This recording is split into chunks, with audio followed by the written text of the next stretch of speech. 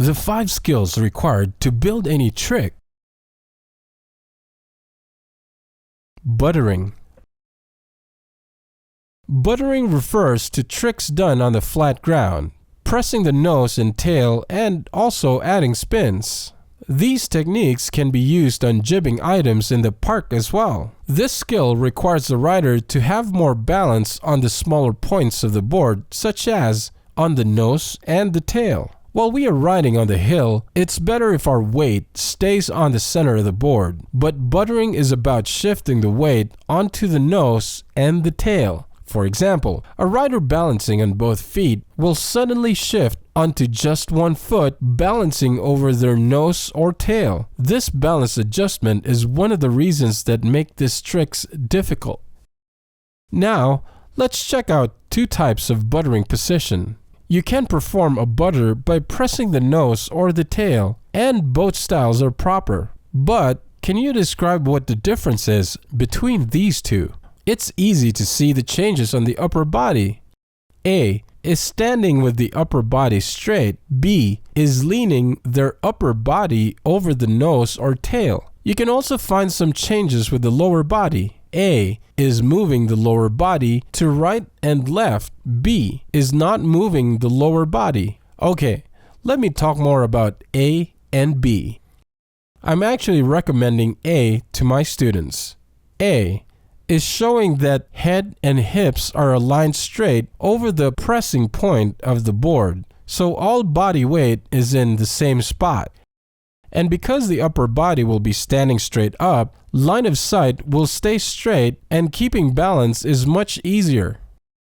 B is leaning the upper body. The pressing point will be the same as A, but instead of the hips staying over the center, upper body has to lean over to put weight on the pressing point. Because the head has to move and lean, it makes it difficult to keep balance.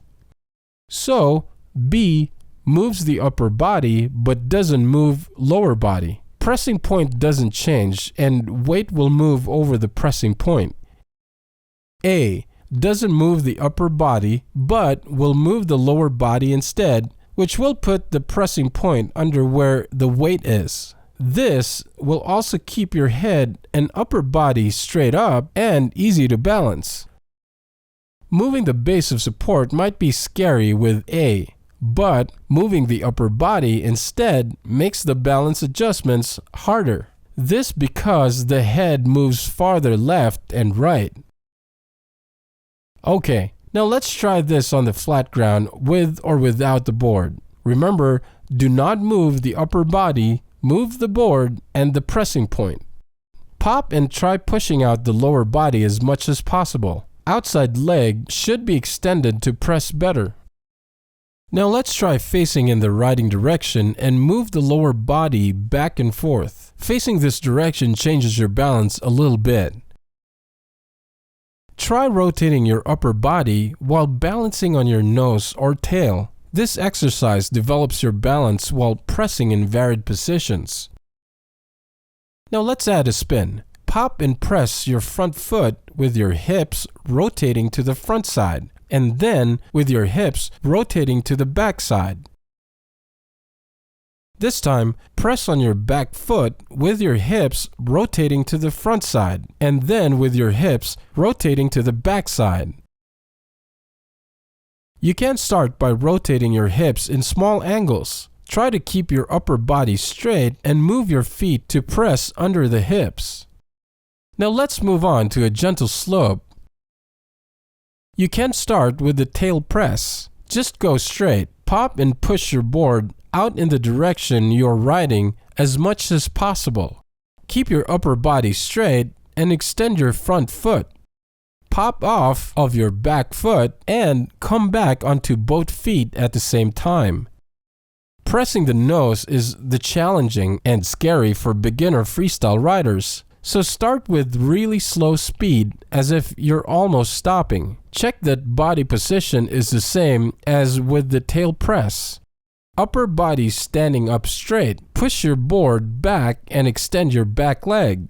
And pop off of your front foot to come back onto both feet. You can press easier by popping off the opposite leg before pressing. So do a small ollie to press the nose or small nollie to press the tail. Now let's try adding rotation. Start at low speed. Try to practice only on the gentle slopes. If you practice on steeper slopes, your body will memorize this position with balance on the edge. So, when you bring this trick onto the park items, you could fall on the very slippery surface. If any buttering while riding downhill didn't go well, you can slow down or go back to flat ground, or you can butter without pop. These buttering skills are still basics. If you can combine these tricks and add more spins, tricks will be more creative and fun. Switch riding. Unlike its counterpart skiing, snowboarding can perform the same tricks in both stances equally. This means snowboarding can be twice as fun. The more you practice and improve, the greater your chance of success when riding switch. I always say to my students, ride both stances evenly. For example, I say, try it 5 times regular and 5 times switch.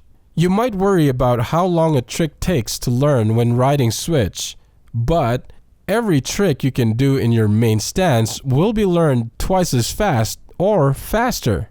You can trust me because all my students learned real quick even without coaching. Humans have incredible potential, so let's start doing everything switch from now on.